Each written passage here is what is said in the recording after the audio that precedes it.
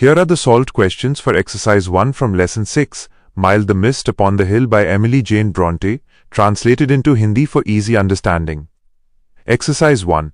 Tick the correct answer from the given alternatives. 1. The mist was upon the options A. Grass, B. Roof, C. Hill, D. Leaf. Answer C. Hill. Hindi translation. प्रश्न धुंध कोहरा कहां पर थी? उत्तर सी पहाड़ी पर, seal 2. The sorrow of the day is described as options A. Silent, B. Terrible, C. Overwhelming, D. Little. Answer A. Silent. Hindi translation. प्रश्न दिन के दुख उदासी को कैसा बताया गया है? उत्तर A. शांत, silent. 3. The hall door mentioned in the poem is options A. New, B. Large, C. Broken, D. Old. Answer D. Old. Hindi translation. प्रश्न कविता में जिस हॉल के दरवाजे का उल्लेख किया गया है वो कैसा है? उत्तर D. पुराना, old. 4. The poet watches the cloudy. Options A. Morning, B. Evening, C. Afternoon, D. Night. Answer B. Evening. Hindi translation. प्रश्न कवयित्री किस तरह के समय को ढलते हुए देखती हैं? उत्तर B. बादलों से घिरी शाम, evening. 5. The color of the mist is options A. Gray, B. White, C. Yellow, D. Blue. Answer D. Blue. Hindi translation. प्रश्न धुंध कोहरे का रंग कैसा है? उत्तर D. Neela, blue. 6. The damp stands on the options A. Wall, B. Floor, C. Bush, D. Grass. Answer D. Grass. Hindi translation. प्रश्न नमी ओस की बूंदें कहां ठहरी हुई हैं? उत्तर D. घास पर, grass. Exercise 2. Answer the following questions within 25 words. Q1. Where does the poet see herself when she thinks of her childhood? English answer. When the poet thinks of her childhood, she sees herself as a child standing beneath her father's sheltering roof near the old hall door. Hindi meaning, Hindi अनुवाद. जब कवयित्री अपने बचपन के बारे में सोचती हैं तो वह खुद को एक बच्चे के रूप में अपने पिता की सुरक्षात्मक छत के नीचे पुराने हॉल के दरवाजे के पास देखती हैं. Q2. What did the poet watch on the cloudy evening? English answer. On the cloudy evening after a day of rain, the poet watched blue and sweet summer mists covering the distant mountain chain on the horizon. Hindi meaning, Hindi अनुवाद. दिन भर की बारिश के बाद एक बादलों भरी शाम को कवयित्री ने नीले और सुहावने ग्रीष्मकालीन कोहरे को क्षितिज पर फैली दूर की पर्वत श्रृंखलाओं को ढकते हुए देखा. Exercise 3. Identify the following sentences as simple, compound and complex. I. He is too short to climb the wall. Type. Simple sentence. Hindi explanation, Hindi व्याख्या. इस वाक्य में केवल एक मुख्य क्रिया, मेन वर्ब, और एक ही स्वतंत्र उपवाक्य, इंडिपेंडेंट क्लॉज है, इसलिए ये साधारण वाक्य, सिंपल सेंटेंस है. 2. The sky was blue and the sun shone bright. Type. Compound sentence. Hindi explanation, Hindi व्याख्या. यहाँ दो स्वतंत्र वाक्य, independent clauses and coordinating conjunction से जुड़े हुए हैं, इसलिए ये संयुक्त वाक्य, compound sentence है. 2. The old man who lived in a village believed that the earth was flat. Type. Complex sentence. Hindi explanation. Hindi व्याख्या. इस वाक्य में मुख्य उपवाक्य, main clause के साथ आश्रित उपवाक्य, dependent clauses who lived in a village और that the earth was flat जुड़े हुए हैं, इसलिए ये मिश्रित वाक्य, complex sentence है. IV. Leaving a job midway is not a good practice. Type. Simple sentence. Hindi explanation, Hindi व्याख्या. इसमें एक कृदंत gerund, gerund phrase, leaving a job midway विषय के रूप में काम कर रहा है और एक ही मुख्य क्रिया इज है, इसलिए यह साधारण वाक्य, सिंपल सेंटेंस है. We. Last week I met a friend who give me a bag which is brown in colour. Type. Complex sentence. Hindi explanation, Hindi व्याख्या. इस वाक्य में संबंधवाचक सर्वनाम, रिलेटिव प्रोनाउंस माइनस हु और विच का उपयोग करके आश्रित उपवाक्यों, डिपेंडेंट क्लॉजेस को जोड़ा गया है, इसलिए यह मिश्रित वाक्य, कॉम्प्लेक्स सेंटेंस है. Exercise 4. Solutions and translations. I. Question. The question was so easy that everyone could answer it. Change into a simple sentence. English answer. The question was easy enough for everyone to answer. Hindi translation. प्रश्न. प्रश्न इतना आसान था कि हर कोई इसका उत्तर दे सकता था. साधारण वाक्य में बदलें. उत्तर. प्रश्न इतना आसान था कि सभी के द्वारा उत्तर दिया जा सकता था. 2. Question. A friend in need is a friend indeed. Change into a complex sentence. English answer. A friend who helps in need is a friend indeed. A friend who is in need is a friend indeed. Hindi translation. प्रश्न.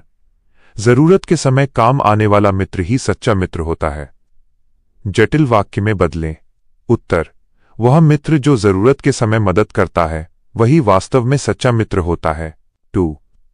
Question. Pollution is one of the most severe threats to our beautiful planet. Change into a compound sentence. English answer.